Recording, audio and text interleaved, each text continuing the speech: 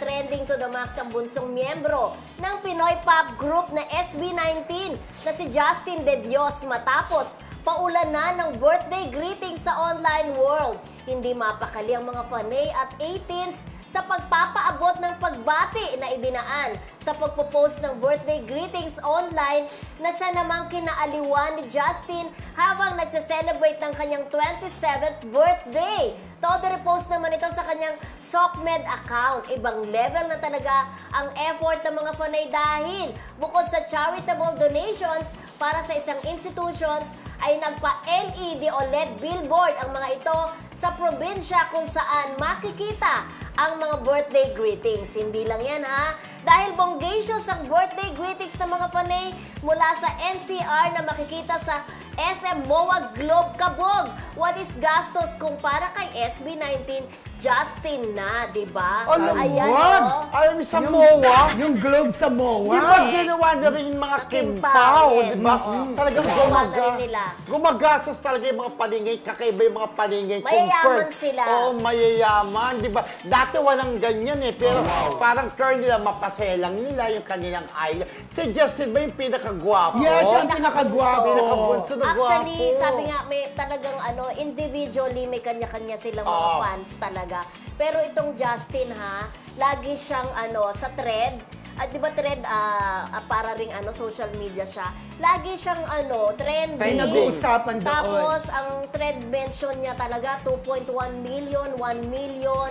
Tapos sa Taiwan talaga, patay na patay sa kanya yung mga Taiwanese. Kasi kung titingnan mo, mukha rin siyang Korean, di ba? Mukha siyang foreigner.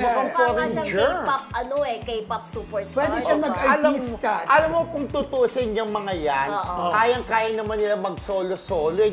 Bawat isa nga sa kanila, gaya nga ng sabi mo, friendship, may mga kanya-kanyang pani. Pero maganda pa nakilala sila as SB19.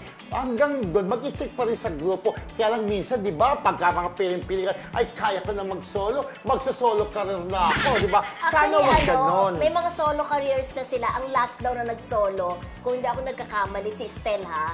Pero kahit may mga solo careers sila, ang priority daw talaga nila yung grupo nila.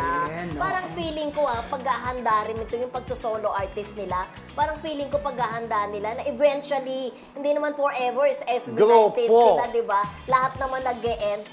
Pwede silang mag-solo. Naka-establish na as solo artist. Di ba, kung di ako nagkakamali, si Estebay kumanta, all by myself. Oo, nag-trending yun. Ang galing, pinag-usapan yung na yun. So, kayang-kaya nila mag-sol-sol. Pero sa ngayon, gaya nga din ang sabi ni Papa sa Bini, huwag muna kayo mag-sol-sol o mag-jowa. Ito naman, hanggat buo pa, dyan muna kayo SB19, eventually naman, magsosolo naman talaga. Pero itong si Justin De Dios kung magsosolo talaga ito, malayo ang mararating niya. Ang gwapo Ang gwapo. Sa lahat siya ang pinakagwapo.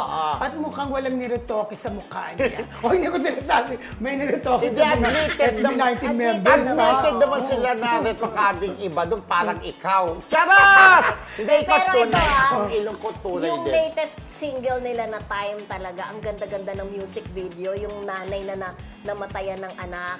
Parang parang mapa rin Grabe din yung pagtanggap. Grabe din ang pagtanggap nitong Time, nakakaiyak talaga. Talaga. At meron silang sumunod doon sa Gento na sinasayaw. Yung tumabi ka dyan. Di ba sinasayaw ng ganito, tumabi ka dyan, Gento. Hindi. Yung Gento, yung version mo yan, di ba?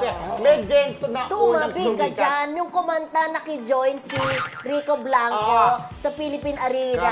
Na sumayaw siya, tumabi ka dyan. Na parang hindi mo isipin na ang isang Rico Blanco makakaya makipagkatawa sa SB19. Makikipagsayaw. Yun yung hinataw nila noon. Pero, ang hindi po sa pagano, huwag magagalit ng mga Bini. Anong pangalan ng mga paninang Bini?